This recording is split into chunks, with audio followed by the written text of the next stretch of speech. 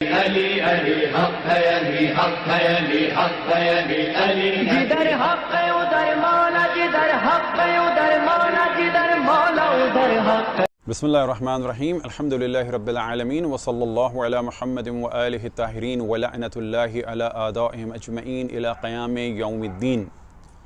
اس وقت جمعہ کا دن ہے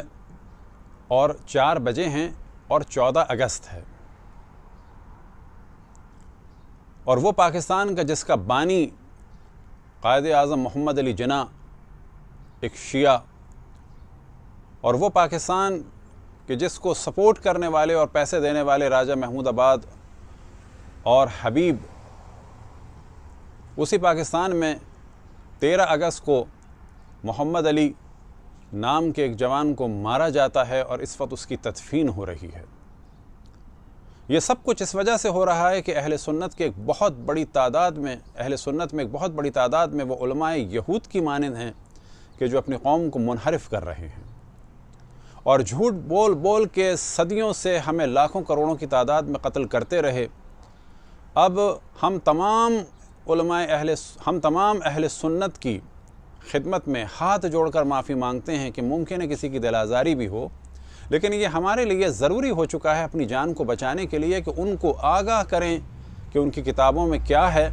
اور جب ان کے علماء جواب دیتے ہیں کہ یہ روایت صحیح نہیں ہے، اور اگر صحیح ہے تو یہ متن کے اعتبار سے منکر ہے یا ایسی ہے یا ویسی ہے اور اس میں یہ حاشیہ لگا ہے، تو اس کے معنی یہ ہیں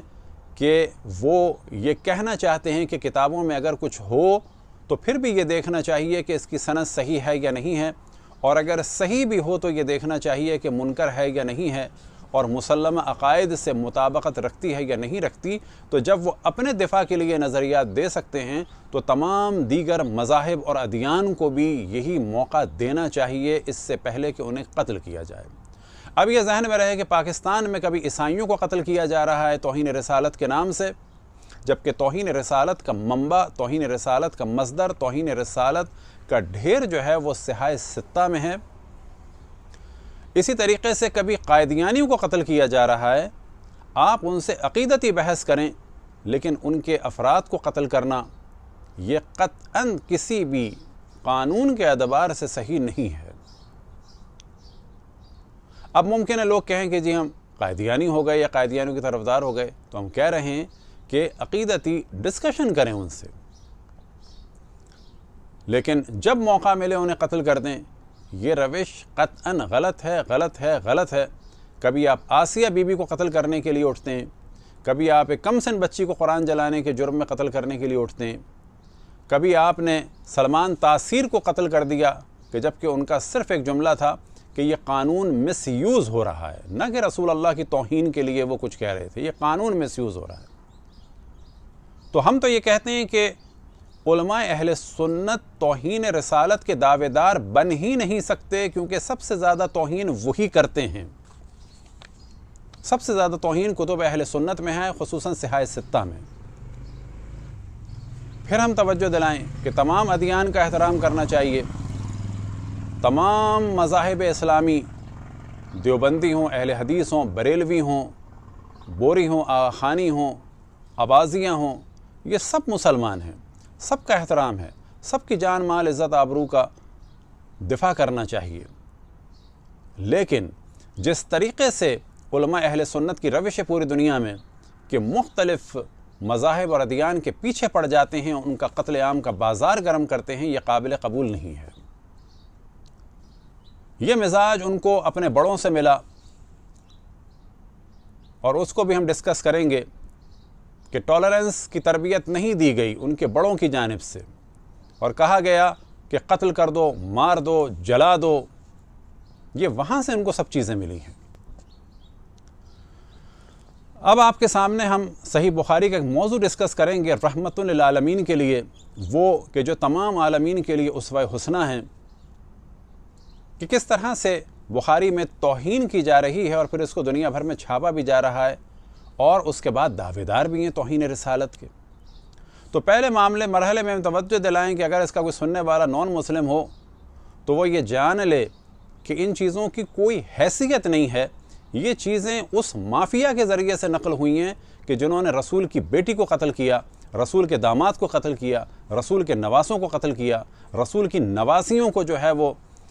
بے پردہ بازاروں اور درباروں میں پھیلایا، اور آج بھی وہ رسول کے اور رسول کی آل کے دشمنوں کا دفاع کرتے ہیں۔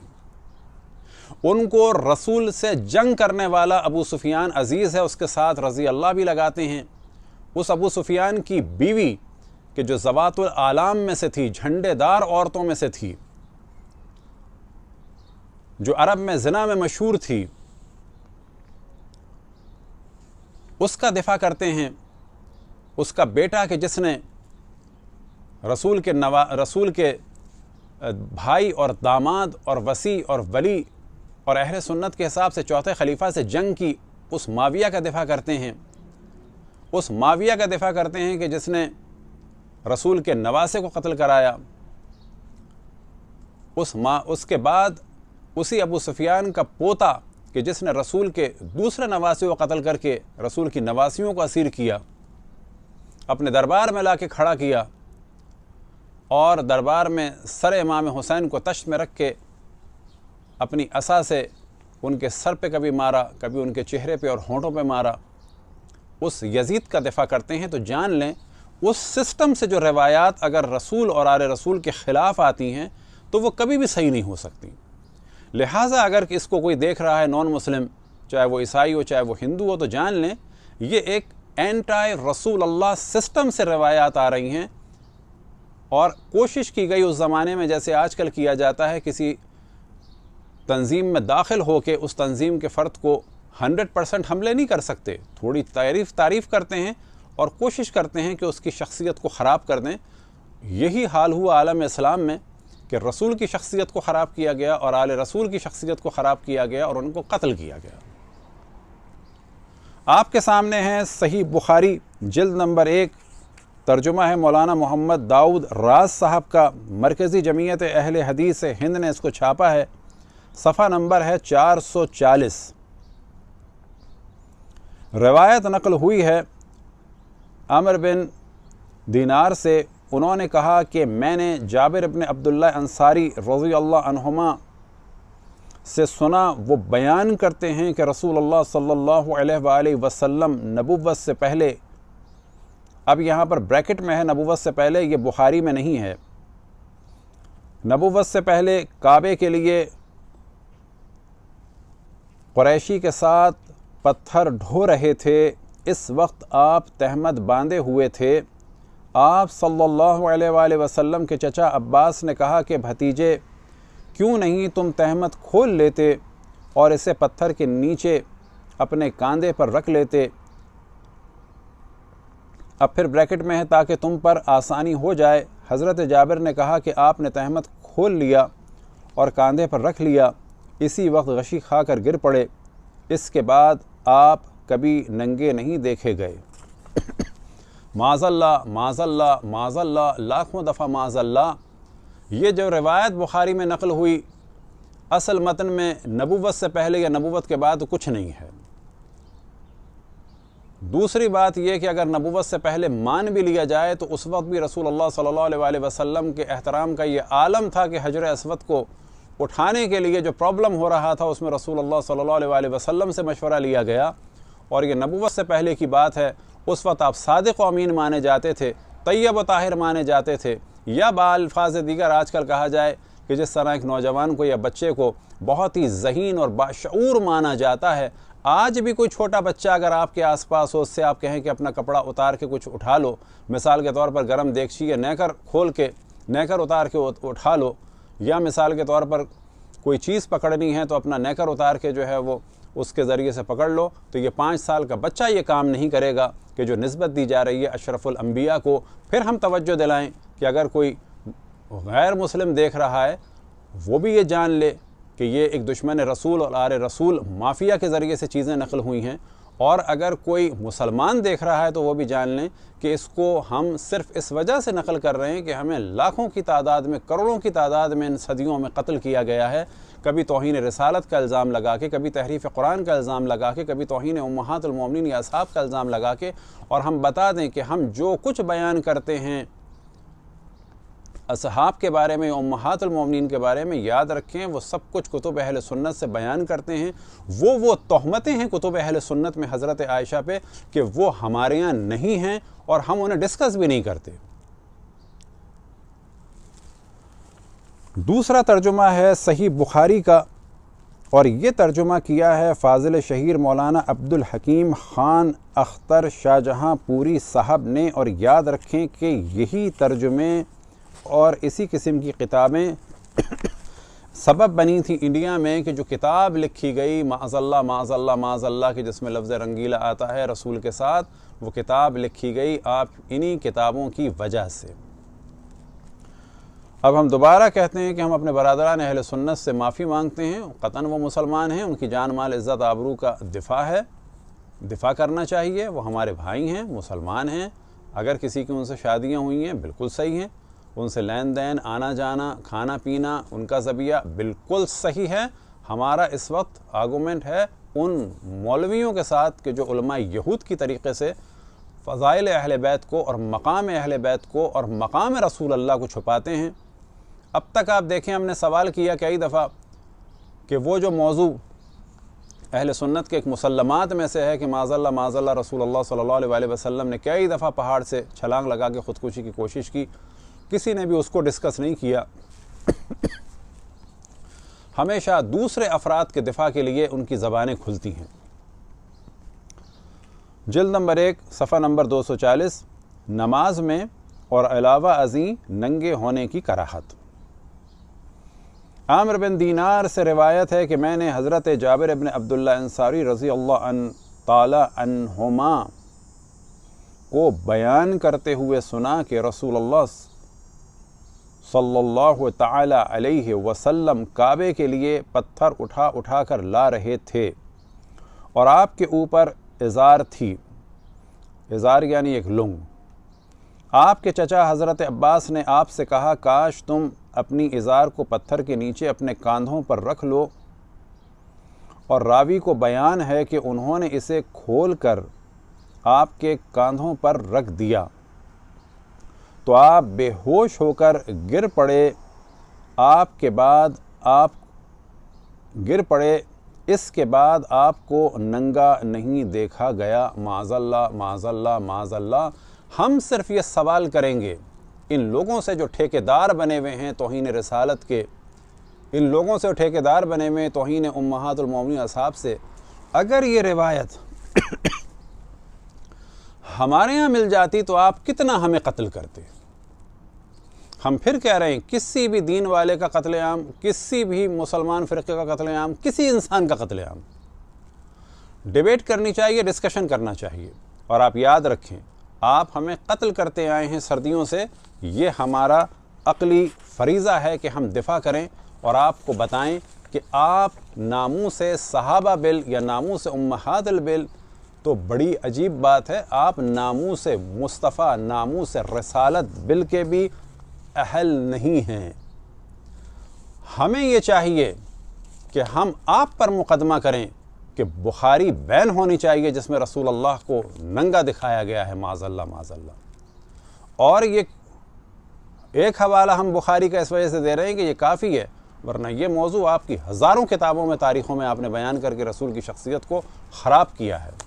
آپ کو حق نہیں پہنچتا رسول پہ حملہ کرنے والوں کو، باغیان رسول اللہ کو، شاتمین رسول اللہ کو، منافقین کو، دشمنان رسول اللہ کو، کہ وہ ہمیں کہیں رافضی۔ ہمیں رافضی کہنے والے منافق ہیں، ہمیں رافضی کہنے والے باغی رسول اللہ کے اور اللہ کے، ہمیں رافضی کہنے والے جو ہیں وہ دشمن ہیں رسول اللہ کے، وہ گالیاں دینے والے ہیں، شاتم رسول ہیں۔ یہ گالی نہیں ہے تو کیا ہے؟ تم اپنے باپ کے لیے کہو گے کہ تمہارا باپ ننگا ہو گیا تھا عین اس زمانے میں جب پورے شہر میں اس کا احترام تھا؟ تم ہو دشمن رسول اللہ، تم ہم کو رافضی کہتے ہو؟ رافضی کے معنی ہیں چھوڑنے والے، ہاں کس کو چھوڑنے والے؟ بعض اصحاب کو چھوڑنے والے، یہ مراد ہے، ان کی مخالفت کرنے والے یہ مراد ہے۔ تو یاد رکھو، رافضی خود حضرت عائشہ تھیں جنہوں نے حضرت علی سے جنگ کی، خالد بن ولید تھا کہ جس نے صحابی رسول سے جنگ کی،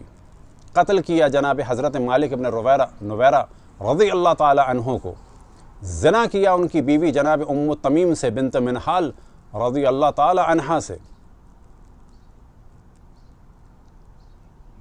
یہ ہمارا عقلی اور شرعی وظیفہ ہے، فریضہ ہے کہ ہم اپنا دفاع کریں۔ تیسرا حوالہ ہے کہ جس کے ذریعے سے یورپ، امریکہ میں اور انٹرنیٹ کے ذریعے سے انگلش میں صحیح بخاری کا ترجمہ کر کے رسول اللہ کی رسالت کی دھجیاں اڑائی جا رہی ہیں۔ رسول تو رسول، انہیں ایک باشعور آدمی نہیں چھوڑا آپ نے۔ بات کرتے ہیں آپ توہین رسالت کی، بات کرتے ہیں آپ توہین اصحاب اور توہین امہات المومنین کی۔ Sahih Bukhari Arabic English volume number 1، doctor Muhammad Muhsin Khan کا ترجمہ ہے، دارالاسلام سے یہ چھپی ہے، انٹرنیٹ پر بھی یہ موجود ہے، جلد نمبر 1، صفحہ نمبر 245، حدیث نمبر 364، باب کراہیت التعری فی الصلاۃ۔ It is disliked to be naked during the salat. The narrated Jabir ibn Abdullah radiyallahu anhu, while Allah messengers sallallahu alaihi wasallam was carrying a stone with the people of Makkah for the building of Kaaba, wearing an azar vest sheet, lower half, clear کر دیا ہے، اوپر کا نہیں، نیچے کا، lower half body cover. His uncle Al-Abbas said to him, "O my nephew, it would be better if you take off your azar and put it over your shoulder underneath the stone." So he took off his azar and put it over his shoulders, but he fell unconscious, and since then he had never been seen naked. آپ یہ تعارف کرا رہے ہیں اشرف الانبیاء کا، رحمت للعالمین کا؟ پھر اگر ایک گورا اس کو پڑھ کے کہے گا کہ مسلمانوں کا رسول ایسا ہے، تو پھر آپ بلبلاتے پھریں گے اور کہیں گے اسے قتل کر دو۔ آپ سے سوال ہے کہ آپ کی اس بخاری کو پاکستان میں اگر کوئی کرسچن نقل کرے گا تو آپ اسے قتل کریں گے؟ آپ اسے قتل کرنے سے پہلے اپنے مولویوں کو قتل کریں، اسے قتل کرنے سے پہلے آپ اس صحیح بخاری کو ختم کریں، اس کو چھاپنا بند کریں۔ میری گزارش ہے پاکستان میں پڑھے لکھے لوگوں سے، شیعوں سے اور ان لوگوں سے کہ جو ان یہودی ٹائپ مولویوں کے ہاتھوں ٹارگٹ بن رہے ہیں، وہ مقدمہ دائر کریں کہ صحیح بخاری کو بین ہونا چاہیے، کیونکہ اگر یہ مارکیٹ میں رہے گی تو کل اس کو ایک شیعہ پڑھ سکتا ہے، کل اس کو سنی پڑھ سکتا ہے، کل اسے کوئی اور پڑھ سکتا ہے، کل اسے کوئی قادیانی پڑھ سکتا ہے، پھر وہ ڈیبیٹ کرے گا تو آپ مشعل خان کی طریقے سے اس کو قتل کریں گے۔